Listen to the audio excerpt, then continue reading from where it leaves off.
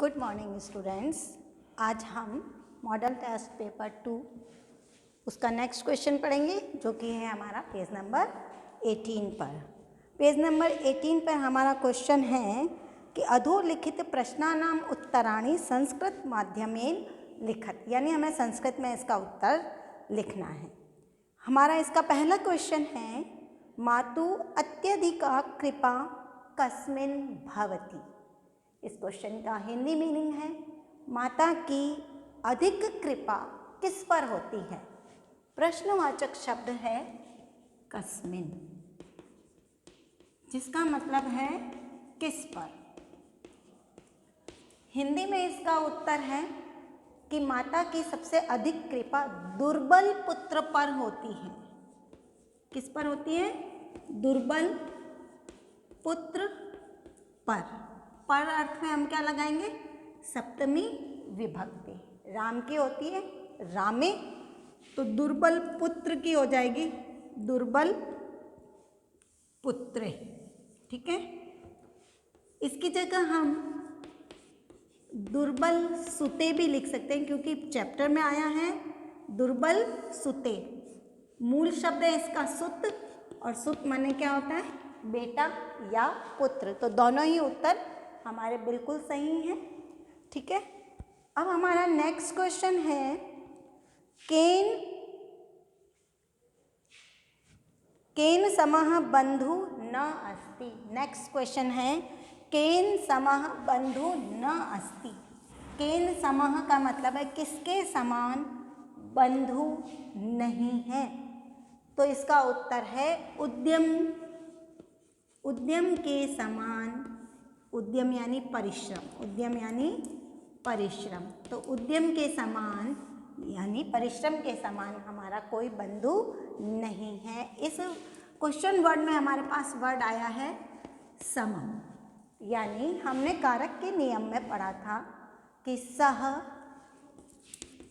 और इसके पर्यायवाची समम, साकम और सार्धम, यदि ये शब्द हमारे वाक्य में आते हैं तो हमें तृतीया विभक्ति का प्रयोग करना है।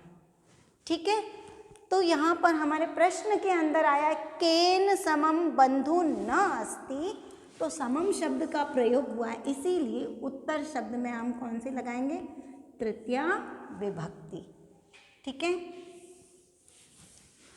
केन समम बंधु न अस्ति, तो हमारा आंसर वर्ड हो जाएगा उद्यमेन, और हमारा प्रश्न वर्ड है केन।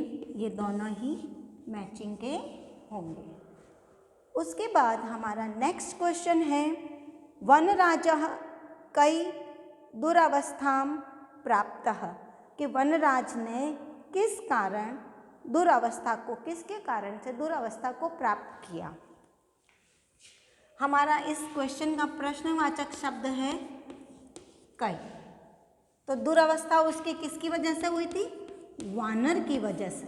ठीक है, तो प्रश्नवाचक शब्द के तरह ही इसी की मैचिंग होगी, तो हमारा उत्तर हो जाएगा वानरे। और हम इसको पूरा लिखेंगे रिपीट करते हुए कि वनराजः वानरै दुरावस्थां प्राप्तः। उसके बाद नेक्स्ट क्वेश्चन है, जनः किमर्थं पदाति गच्छति। जनः यानी मनुष्य, विचित्र साक्षी वाले चैप्टर का है यह। जनः किमर्थम पदाति गच्छति, इस वाक्य की हिंदी है कि मनुष्य जो था अपने बेटे से मिलने जा रहा था, तो वह मनुष्य किमर्थम यानी किस लिए, पदाति यानी पैदल ही, गच्छति यानी जाता है। ठीक है, तो इसका उत्तर है धन की कमी थी। ठीक है, इसलिए धन की कमी से पीड़ित था, इसलिए हिंदी में मैंने इसका उत्तर बताया कि मनुष्य पैदल क्यों जा रहा था, किस लिए जा रहा था। तो मैंने कहा था मनुष्य धन की कमी से पीड़ित था, इसलिए वह पैदल ही जा रहा था। हिंदी में क्या उत्तर बना? मनुष्य धन की कमी से पीड़ित था, इसलिए पैदल जा रहा था। तो धन मनुष्य का हो जाएगा, संस्कृत क्वेश्चन में ही गिवन है ये वर्ड तो जनः। धन की कमी, अब धन को कहते हैं अर्थ, अर्थ माने धन और कमी का मतलब है कार्शियन, कमी माने कार्शियन, तो पूरा वर्ड बन जाएगा अर्थ कार्शियन। इस वर्ड का मीनिंग है धन की कमी से, धन की कमी से, इसको संस्कृत में हम कहेंगे अर्थ कार्शियन। अर्थ माने क्या होता है? धन, कार्शियन यानी कमी होना, तो अर्थ कार्शियन। अब क्या है मेरे पास? इस पूरे वर्ड की जगह तो आ गया अर्थ कार्शियन, अब मेरे पास है पीड़ित, तो पीड़ित का एज इट इज वर्ड हो गया पीड़ित, और पीड़ितः, और था की संस्कृत है आसीत। इस वर्ड को याद कर लीजिए आप, था माने आसीत। जनः अर्थ कार्शियन पीड़ितः आसीत। अब इसलिए की संस्कृत हो जाएगी मेरे पास अतएव, अतएव। पूरा उत्तर देखो अब, मनुष्य धन की कमी से पीड़ित था, इसलिए, तो जनः अर्थकार्षी पीड़ितः आसीत, आसीत माने था, अतएव इसलिए। इसके बाद क्वेश्चन रिपीट करोगे आप, जनः पदाति गच्छति।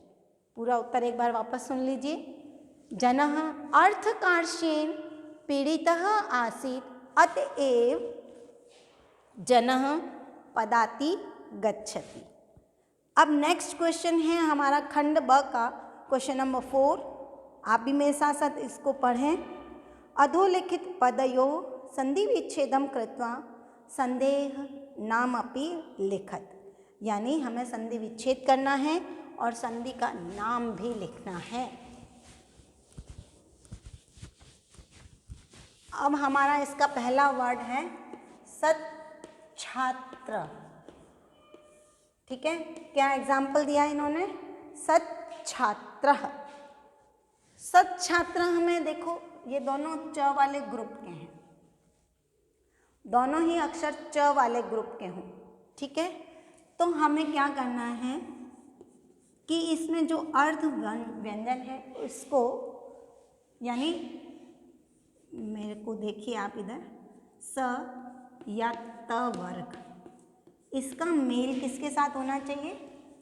श या च वर्ग के साथ, ठीक है। तो स को हम क्या बनाएंगे? श, और त वर्ग को हम बनाएंगे च वर्ग, और इसमें किसी प्रकार का कोई परिवर्तन नहीं करेंगे। वापस देखिए, स आ जाए या त वर्ग में से एक चीज आए, इसका मेल हो हमारा शलगम वाले श के साथ या फिर च वर्ग के साथ। जैसे मैं इसका ब्रेक करती हूँ, सत प्लस छात्रः, ठीक है। यहाँ पर त वर्ग में से लेटर आ गया और यहाँ पर च वर्ग में से एक लेटर आ गया, ठीक है। यानी प्लस के पहले मेरे पास त वर्ग है और प्लस के बाद मेरे पास च वर्ग है, तो इसमें तो मुझे कोई परिवर्तन नहीं करना है, लेकिन त वर्ग को क्या बनाना है? च वर्ग। तो त वाली लाइन में त, थ, द ऐसे चलता है, और च वाली लाइन में चलता है च, छ, ज, ठीक है। तो त की जगह पे क्या बनेगा? च, तो मैंने च बना दिया। अब ये आधा है तो ये भी आधा, लेकिन ये संयुक्त हो रहा है इसके साथ, तो इसको हम आधा ही लिखेंगे और ये एज इट इज बिना परिवर्तित आ जाएगा। तो मेरे पास वर्ड बन गया सच्छात्रः। अब देखिए, त का मेल च वर्ग के साथ हो तो त वर्ग को भी च वर्ग बना देना है। अब इसको वापस रिवर्स चलते हैं, तो दोनों ही च अक्षर हो, च वाले ग्रुप के हों और अलग अलग हों, तो ये जिस नंबर का अक्षर है उसी नंबर का त वाली लाइन का अक्षर कर देना है। तो ये च वाली लाइन का पहला अक्षर है, तो त वाली लाइन का पहला अक्षर कर दिया, ठीक है। और इसमें किसी प्रकार का कोई परिवर्तन नहीं किया। इस संधि का नाम है जहाँ पर स या त वर्ग का मेल श या च वर्ग के साथ हो, उस संधि का नाम है स्तुत्व, ध्यान से देखो, श्चुत्व आदर्श, ठीक है, श्चुत्व संधि, श्चुत्व व्यंजन संधि, क्या नाम है? श्चुत्व व्यंजन संधि। क्या नाम दोगे? श्चुत्व व्यंजन संधि। सत प्लस छात्र, सत छात्र। क्या बोला मैंने?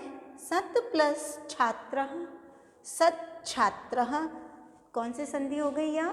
श्चुत्व व्यंजन संधि। उसके बाद हमारा नेक्स्ट है एग्जाम्पल। नेक्स्ट एग्जाम्पल है मनोहर, मनोहर। नेक्स्ट एग्जाम्पल क्या है? मनोहर। अब यहाँ देखिए, मनः प्लस हरः, इसका संधि विच्छेद क्या है? मनः प्लस हरः। विसर्ग से पहले अ साउंड, विसर्ग के पहले अ साउंड है, लेकिन विसर्ग के बाद में कोई भी व्यंजन हो तो विसर्ग को आप ओ की मात्रा में परिवर्तित करेंगे, मनो, और ये एज इट इज इसके साथ आ जाएगा, वर्ड बन जाएगा हमारा मनोहरः। विसर्ग को मैंने किस में परिवर्तित किया? ओ में। तो जब विसर्ग ओ में परिवर्तित होता है उस संधि का नाम है उत्व, और विसर्ग को कन्वर्ट किया इसलिए नाम हो गया उत्व विसर्ग संधि। अब इधर देखो, मनोहरः यानी मनः प्लस हरः, यानी विसर्ग को ओ की मात्रा में कन्वर्ट किया तो ओ की मात्रा को वापस विसर्ग बनाना है। मनोहरः में हो जाएगा विच्छेद इसका, मनः प्लस हरः, मनः प्लस हरः क्या बना? मनोहर। मनः प्लस हरः मनोहरः, और विसर्ग ओ में परिवर्तित हुआ इसलिए इसका नाम है उत्व विसर्ग संधि। ठीक है, नेक्स्ट हम अगली कक्षा में पढ़ेंगे। Okay, thank you.